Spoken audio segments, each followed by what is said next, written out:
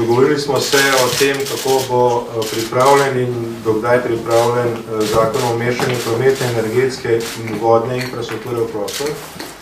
Če želimo večje infrastrukturne projekte dejansko tudi primerno umestiti, in to je prva faza tega, da bi jih lahko potem tudi zgradili in hkrati tudi financirali, je ta zakon nujno potreben. Sedanja ureditev v bistvu onemogoča normalno umestitev v primernem času v prostor pomembnih infrastrukturnih objektov, kot je dodatna izgraditev prometnih osi in pa seveda tudi železniškega omrežja. Zaradi tega je bilo danes dogovorjeno dokončno vsebina tega zakona in v mesecu decembru bo zakon prišel v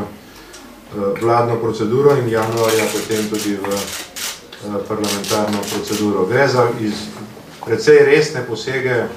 v zakonsko materijo, ki bodo omogočale predvsem skladno tudi z osnovnimi pravili, ki veljajo na tem področju, bistveno skrajšanje trajanja postopkov, ki zahtevajo različna zakonodaja na različnih področjih. Druga pomembna točka danes je bila, da smo se uskladili o dveh zakonih, ki gresta v decembrsko vladno proceduro, in sicer zakon o agenciji za upravljanje z državnim premoženjem, ki bo v vladni proceduri nekje verjetno v naslednjem tednu ali pa teden kasneje. In pa tudi dokončno smo se dogovorili o tem, kako naj izgleda, ker je tudi že v tezah pripravljen zakon o preoblikovanju kadra. In oba projekta bosta šla v proceduro najkasneje v mesecu januarju v državni zbor. Moram tudi povedati, da je to področje bilo eno od področij, ki so bile precej prisotne v pogajanjih z OECD-em. Vsa poglavja pogajanj z OECD-em so končana, razen v tem primeru, kjer OECD pričakuje sprejetje obeh zakonov do konca meseca aprila.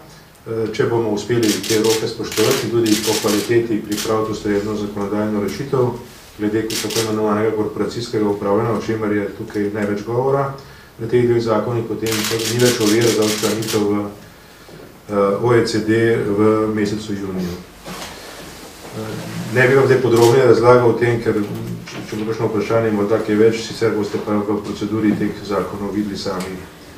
kakšna je njihova podrobna vsebina. In tretja stvar je vprašanje strukture izhodne strategije, ki jo pripravlja Ministrstvo za finance in ki jo bo ta skupina še obravnavala v decembru.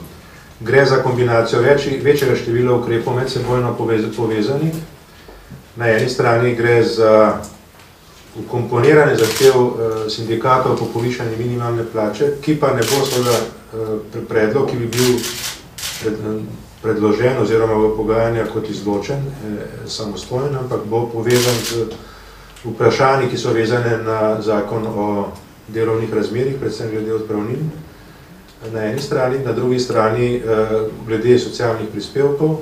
kjer proučujemo možnost uveljavitve kapice na višino prispevkov, ki jih ta trenutek večina zaposlenih plačuje brez omejitve, glede višine svojih dohodkov namreč, medtem ko so pravice v socialnem, to se pravi zdravstvenem in pa pokojninskem zavarovanju pa zamejene navzgor. Hkrati s tem gre tudi seveda zakon o pravicah iz javnih sredstev, ki bo šel nekoliko kasneje, in na drugi strani seveda tudi ustrezno prevetritev proračunske porabe stališča posameznih uporabnikov, glede na to, da je v paktu oziroma v programu stabilnosti, ki ga mora Slovenija predložiti Evropski komisiji, seveda tudi osnovno izhodišče, da se proračunski primanjkljaj z izboljšanjem gospodarskega razmera začenja zmanjševati, postopoma pa vendarle na zelo jasen način, in da bo to zahtevalo, ker ne želimo povečevati davčnega bremena, tudi v primeru, ko gre za povečanje minimalne plače, to ne bi prispevalo k temu, da bi se davčno obremenitev sicer povečala, kar bo zahtevalo na eni strani iskanje določenih dodatnih virov, predvsem na področju akciz, na drugi strani pa seveda tudi odločitev o zmanjšanju določenega obsega javnofinančne porabe, ki bo v tem primeru nujna.